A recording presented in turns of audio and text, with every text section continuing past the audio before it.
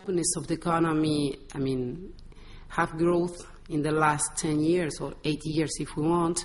but the driving force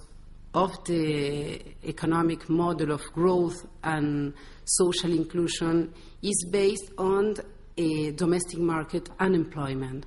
And this is related with trade, and it's what I want to explain in a couple of minutes here. Because actually it's true that Argentina was one of the first big crises of the 19th model or the deregulation period and liberalization, trade and financial liberalization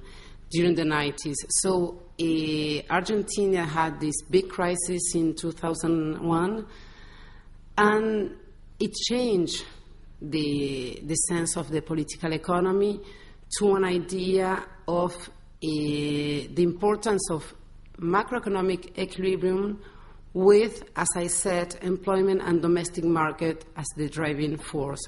So held in this macroeconomic equilibrium, the twin surplus, the current account and fiscal surplus, as a basis, Argentina, and having held one of the most unprecedented renegotiation and swap of the defaulted debt that allow Argentina to start this political economy of a domestic demand driving force. That means that domestic market employment and income policies were one of the bases of this model to overcome 2001 crisis and to overcome also the crisis that arrived in 2008, the international crisis, the last international crisis that still we are looking for and trying to overcome all over the world. So, as I said, one of the pillars is the domestic market, the employment, and the domestic consumption and domestic investment. And this is important also because during this day we were discussing a lot about the importance of FDI, and I think that Argentinian experience of the last year can show that the importance is not just FDI, but domestic investment that is combined. The FDI is important, but it's not the heart of the development process. You need investment, and Argentina during the last 8 or 9 years, it's an example of how domestic investment, private and public investment can bring and push growth and development, because you have not only a public investment in infrastructure and education and health system, but you have also private sector investment that was very dynamic in the last year, and this is not necessarily connected with FDI. That doesn't mean that we are not allowing FDI, but what I want to say is that the important thing is investment as a whole. So if we combine investment, employment, and income policies, and we have the recovery also of industry, and with industry you have the two points of this meeting, that is trade and employment. Industry and the reindustrialization, as we used to say in Argentina during the last 8 years, have these two components. For the one side, we managed to recover employment after 25 years of a period we were destroying industrial employment. Since 1976 until 2002, Argentinian destroyed, but not the rate. Absolute numbers of industrial employment falling during these 25 years. And since 2003, we managed to recover employment in industry, not only in services or in other economic activity. And at the same time, we managed also to push industrial exports. Argentina now have more than 1/3 of its export coming from its industry. And that is also an important point, because we know that we are a country with natural resource, but that doesn't mean that we cannot export also industry. So this process of industrialization with export and employment allow also to give with employment we have a domestic market, and with export we have another element that give the strength of this model, that is the accumulation of international reserves in the central bank. That was one of the strengths and the important points of this model, because after the swap of the defaulted debt and this accumulation of a foreign reserve, that gave Argentina the leeway to have its own political economy, because and not only during this the first year of this new model, if we want, but also during the financial crisis of 2008, because having this policy space to bring counter-cyclical political economy give the possibility to Argentina to overcome 2008 and more 2009 with a very light effect of the crisis, and already have a recovery in 2010 and 11, because this model where you have domestic market as a driving force, but at the same time you have the growth of exports and the foreign international reserve accumulation, allow Argentina to avoid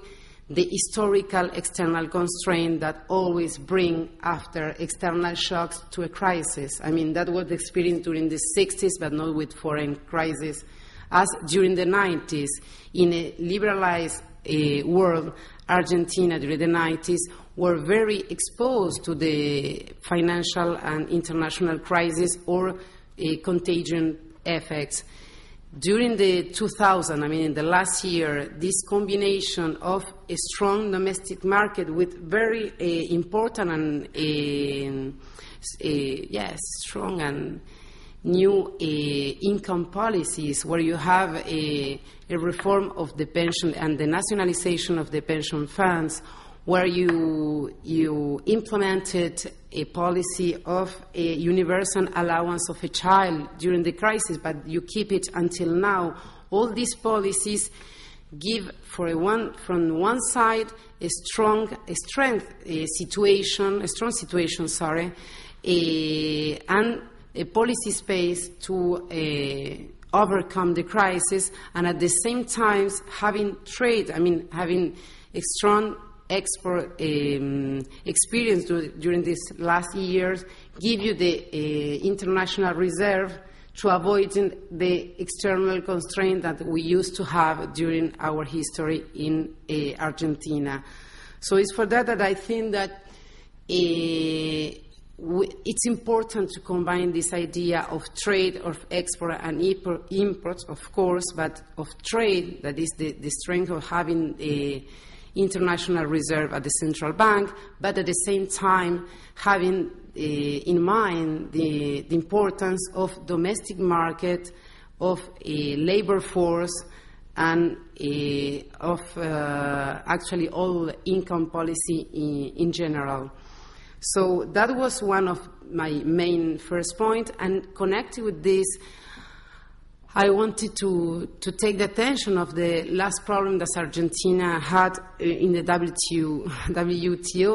because in an overstock world, as we have now, with the developed countries having and implementing a adjustment policy and fiscal policy, where the economies in developed countries are losing space and losing a capacity of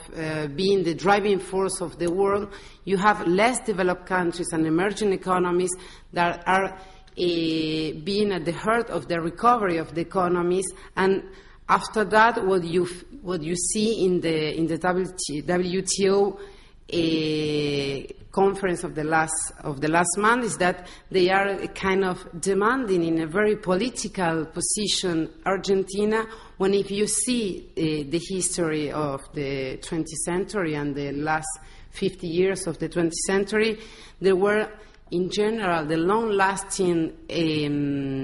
policy of developed countries that are very, very, how you can say, that they